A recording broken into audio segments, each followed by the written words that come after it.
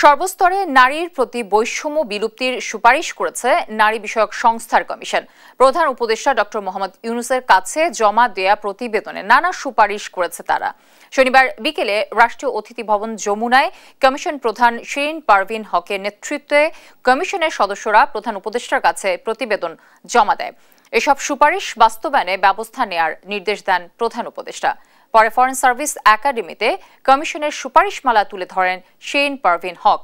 সব সেবা প্রতিষ্ঠানকে নারী বান্ধব করার দাবি জানিয়ে তিনি বলেন, বিকেন্দ্রীকরণের মাধ্যমে তৃণমূলের নারীদের কথা তুলে ধরার ব্যবস্থা করতে হবে। সেখানে নারীর অধিকার, সহিংসতা মুক্ত সমাজ, নারী শ্রমিকের অধিকার, সুস্বাস্থ্য নিয়েও নানা প্রস্তাবনা রয়েছে। ভাষার ক্ষেত্রেও আমাদের কিছু পরিবর্তনের দাবি আছে। আমরা ধর্ষিতা শব্দটা শুনতে চাই না। 2 লাখ মা বোনের ইজ্জতের বিনিময়ে স্বাধীনতা আর শুনতে চাই না।